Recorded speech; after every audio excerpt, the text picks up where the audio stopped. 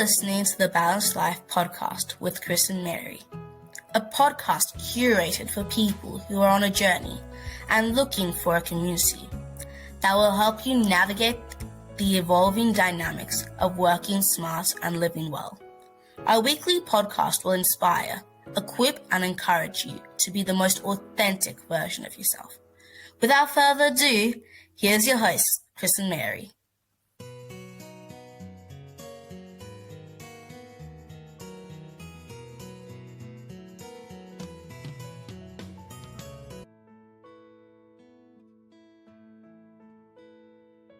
Hello and welcome to the first ever video recording of the Balanced Life podcast. And I'm super excited, super pumped. My name is Mary Wampa, and on the show I've got my co-host, my husband, Christian Wampa. Say hello to everyone. Hi, everyone. And we're just going to dive right into it. But before we dive right into it, a few housekeeping rules. If you've ever listened to our podcast on Spotify across all our platforms, thank you so much. Thank you so much for the motivations, the comments, the feedbacks we've received. I mean, we've really got an amazing and a rich podcast community that just encourages us to do more and just, keep going and going and going and going. So on today's episode, we're talking about his money or our money. So should, as a couple in a situationship, in a relationship, in a marriage, is the man's money our money as women? And I buy into that. Say hallelujah to all the ladies. Or is my money as a woman my personal money and the man's money our money? So what is your thought about it, Obi? Well, that has been a question that in the minds of all men these days, And general poll, when you look at the general poll, people just go with that perception. And it's a perception that it's all sold out by even the women by themselves, by their innuendos, by their assertion, by their campaign, and by everything you can. Their body language would also attest to the fact that they are insinuating or passing that message to the man, to all the male folks that you see. When you come to this one, you married me to take care of me. Yes. You said you can actually. You said you were going to. So as a man, you will take care of me. What's the issue? I'm on the side of women. Your money is our money. Your money should be used to take care of school fees, all the major bills and the small bills. And while my money should be used for the soft life. And if you're a woman in the comment section, just say I agree, And but I think that traditionally that mantra, that saying that says that the man's money is our money to take care of my needs as a woman, I think it's something that started back in the days of our parents, where we saw the man as the provider, of everything, and the woman was just laid back to take care of the children. But I think that we've evolved over time, and things have changed. There's been a shift. Don't you agree with me? Yeah, definitely. There has been a shift over time, and those shifts has, brought up the issue of, let's review this thing. Let's look at this issue and see how, things can be looked. What really matters? Is it that the man should carry the load that will overwhelm the man because, the society or the women folks, or there is this general assumption or perception that the man is the head of the home, the man should shoulder the expenses, even if the man is dying and the man cannot carry it, he must do it. Is it workable? Is it realistically, something that, you should hold on to as a fact, as a philosophy, or as a reality? So that brings me to the next question. I think that in today's world, it's not practical to say one person or one party should shoulder all of the expenses. I think I agree with women. So I'm not shifting camp, right? I agree with every woman in the house and everywhere around the world that we should be looked after, right? We should be looked after. Our needs should be looked after. But I think that we should review what has been a traditional, discussion or a traditional ideology that men should shoulder all the burdens. I think it should be reviewed. Being that cost of inflation has gone up, everything has gone up. So if it's only on one party to do, I think that it's not practical, it's not reasonable, and it's not sensible, to be honest. And in today's world, you see a lot of young men these days having high blood pressure, cardiac related diseases, because the body and the pressure is too much. The burden to perform, and be that man that history has told you that he should carry the world on his head. I think that we should review it as women, or review it as a society, to be honest. And I think in today's world, where things have culturally shifted, where the economies have changed after COVID, I think the world has not been the same way. I think cost of living around the world has gone up. Do you agree with me? Definitely, definitely. It doesn't really mean that there were no issue with finances or financial situations in the world in the era. If you say, oh, in this era, cost of living has increased and all this one, we are just insinuating that in the eras, the years past, that they didn't have a situation where families are faced with financial challenges, or societies are faced with financial challenges. But it's just that the fundamentals have changed these days, culturally, or in society wise, where things are not the way it was in the years gone by. And so those things call for a review of the stand that the man should be the one taking charge of finances squarely in a home. And that brings me next to the next question. So I think that we've covered the fact that we need to review whatever ideology that we have as women, whatever perception we have as women, that the man should shoulder everything. Same thing, the woman in a scenario where it's not the man that is financially buoyant, and it's the woman that is financially buoyant. I think that courtesy demands that the man should also pitch in, because I know some cultures that some men are not, they are not really trained to sort of be financially responsible. So having said that, we should review the situation does not mean that men should sort of take the back seats. Still be as hardworking as you need to be, as hardworking as you need to. Take care of my needs as if I was not doing anything. Look after me. But at the same time, if women are pitching in, don't just, don't let go. Don't loosen your hands, right? You still need to put in 100% into it and work together as a team. The next question that the next question that we hear so often is, as a couple, should we have a joint bank account, or should we have a separate bank account? What are your thoughts about that? Well, I think it's a family itself is a unit, and a family we work as one. And when you talk about family, or you're even talking about a relationship, husband and wife relationship, so there's something that is binding that relationship, and that is one goal. You have one goal, you have one vision, you're heading to one direction, you want to achieve one common thing. If you have that common goal to achieve, then the two of you coming together to have a joint account to achieve those common goals shouldn't be something that we should be talking about. It shouldn't be, an issue at all. No, that makes absolute sense, to be honest.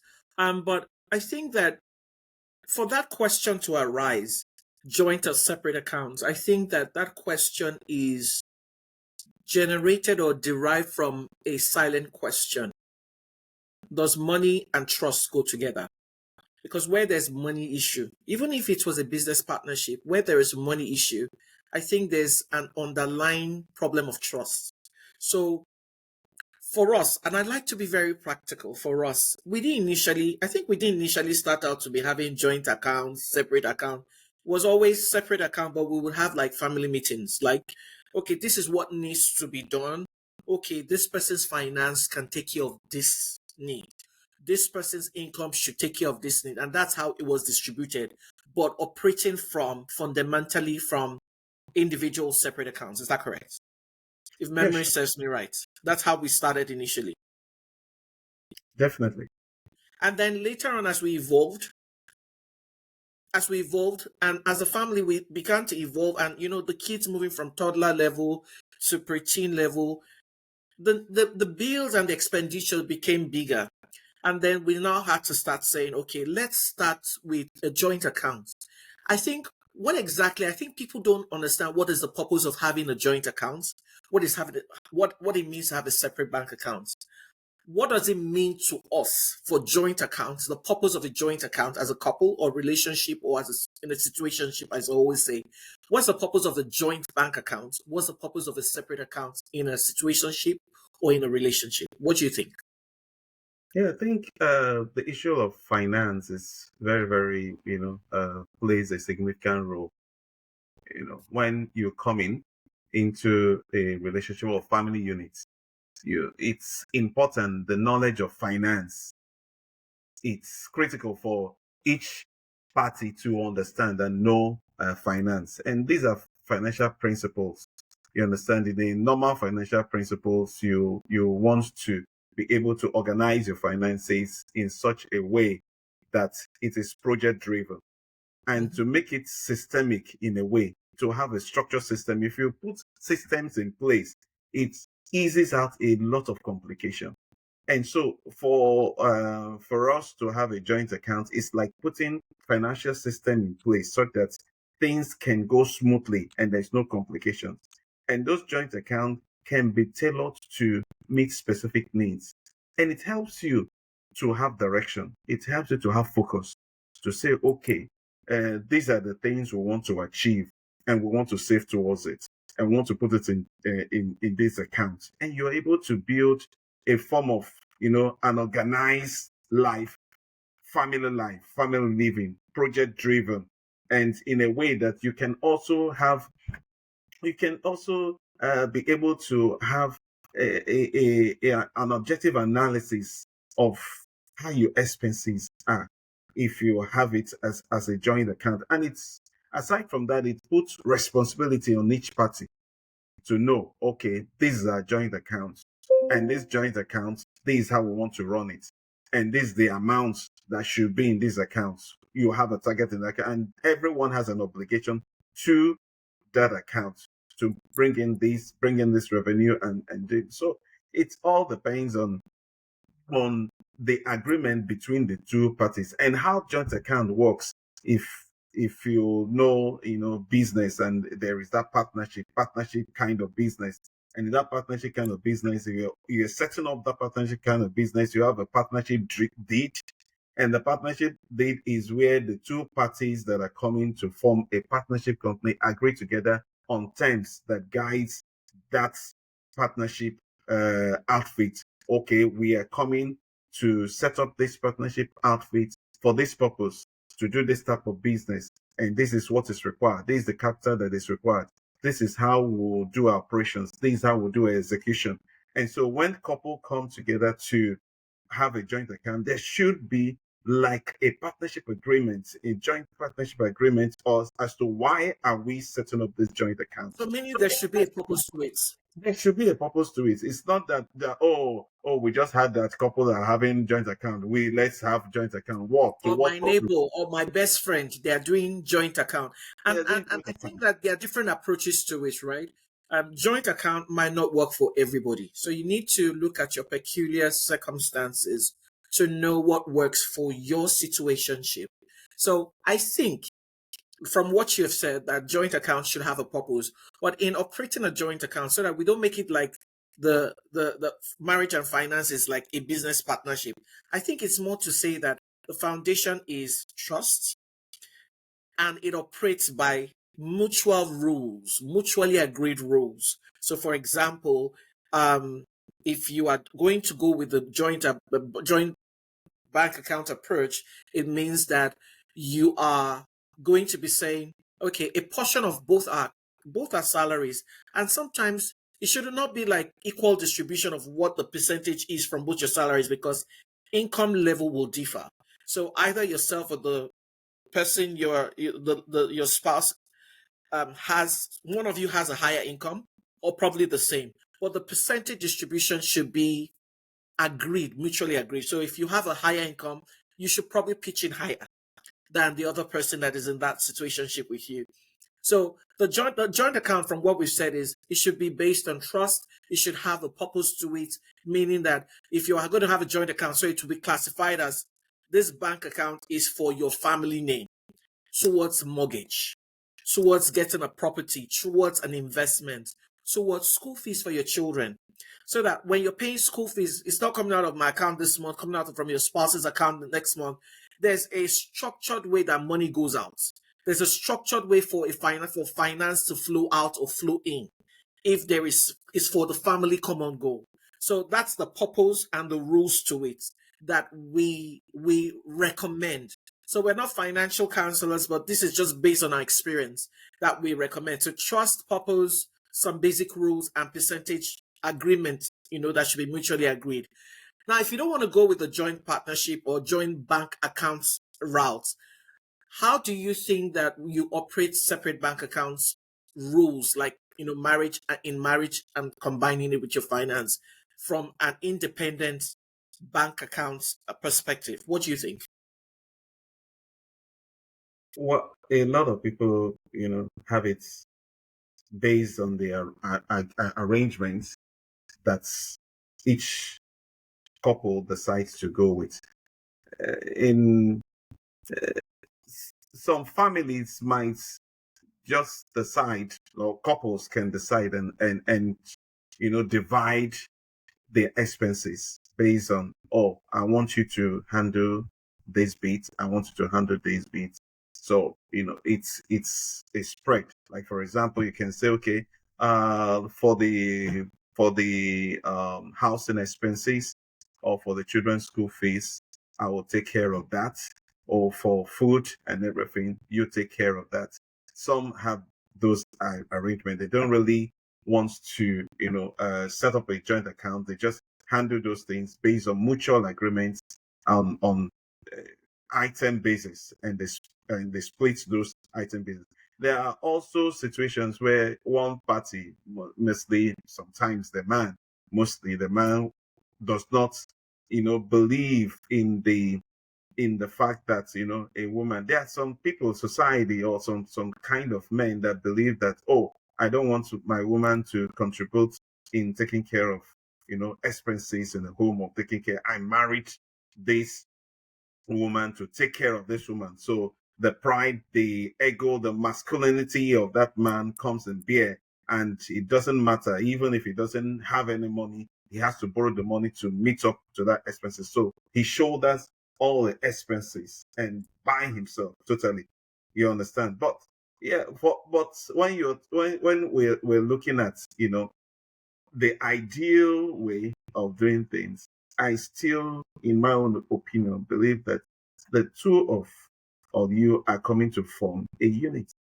I keep, as a finance person, and also having worked in business structure, or set up a business structure, and you see how business structure works. When you come into a business to work in a business, they sell that culture, and that culture is that we are one. We are one unit. This is your company. This is your business. They sell the brands to you. So you carry the brand of that company. So you see yourself as part of that family, and you're working. Whatever function you're doing is for the well-being and progress of that company as a whole. Take also, for example, you come to a country, you are a citizen of that company. The country, they expect you to also promote the brand of that country. So whatever you're doing, you are representing the country in athletics, you're running, you're doing it for the pride of your nation. You are a soldier fighting, you're doing it for the pride of your nation. You are a diplomat representing the interests of your nation. Everyone is adding to the interest of the nation. So when you come to a family unit, what should be the ultimate concern of everybody is that whatever we are doing is for the ultimate well-being and growth of the unit. So if I have money and I'm bringing it, it's not about me, my own selfish individual and everything. How does it add value to the family? How does it enhance our well-being as a family unit? That is what is very important. I mean, So that's a really great point that you have pointed out. So, in operating individual bank accounts, it's just also saying this is what we mutually agree to do. As a recap of what you're saying, this is what we mutually have to do. It's just that the financial outflows is coming from two separate bank accounts. Now, what do we recommend at the end of the day? Um, the shoe size that fits me is completely different from the shoe size that fits you. So I will probably wear a size 42 or size 43, and you're wearing a size 39. So the shoe size is completely different. So my circumstance and your circumstance, our circumstances will definitely differ. So you need to find out what works for you and find the balance to it. Like I said, whichever way you go, there's no right or wrong way to go, whether it's a joint or independent bank account. It's just saying what's your common family vision and how do you want to execute or go about, approaching that family, vision, and going by that way. There's a hybrid way. You can combine both.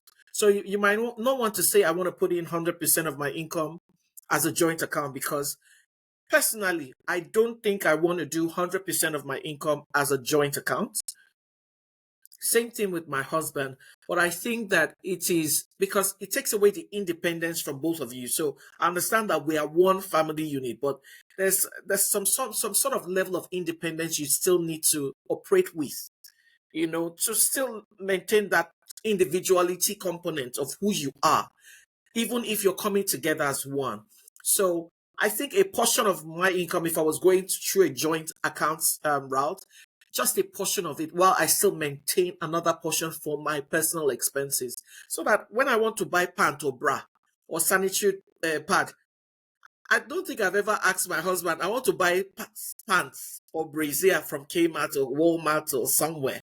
But from my personal account, I can go and buy what I love, right? I can buy what I love. Of course, I would tell you what I'm going to get. But if I put 100% of my income into a joint account, I've lost a sense of my individuality. And I do not want that. So it really depends on your personality as well. So that brings us to the close of today's episode. I think at the end of the day, a hybrid approach might be a recommended approach. So have you got any last words to say? yes, for me, when we started first of all to say, his money, our money, my money, my money, in terms of that, being the kind of man that wants to take care of the family, take care of my woman. I know a lot of people also share in that idea. The ideal man in the masculinity of man wants a situation whereby I don't care what the woman earns. I don't care what we want to take care of a woman. We want her to. I was like that. I had the ideology to take care of my woman. I don't really care what the woman earns and everything. But at the same time, you ask yourself that what are we working? What are we aiming at? We're coming together to ensure that we have a common goal, and I'm integrated into this family and we want the well-being of this family. So whatever income that comes, revenue that comes in should be, responsibly injected for the ultimate well-being of the so for if you're there, you're a woman and you feel, oh, this money is my money is my money. Ask yourself, okay, what are you using the money for? Are you on are you spending the money and does it add value to the family? Do you really love do you have a common goal, common vision and everything? You should understand that you are there to support the vision of the man. So when the man comes in a family, he communicates the vision, and the vision is bought by every member of the family, and everyone has responsibility to ensure that the vision you achieve that common vision. If you don't key into that vision, then I don't think there is any need for you to go into that relationship. But if you're going into that relationship, that means you believe that man, you believe his vision, and you have a responsibility also to contribute to the actualization of that vision as a whole. Well, That's just what I have to say. Anyways, if you've lasted all through this whole episode, thank you so much for listening. I mean, we want to say so many things about this topic because, I mean, it's sort of a bit open ended, but thank you so much for listening to us. Thank you so much for subscribing, for following, for liking, for sharing, for making your comments. And until next time, keep living the balanced life. Bye for now.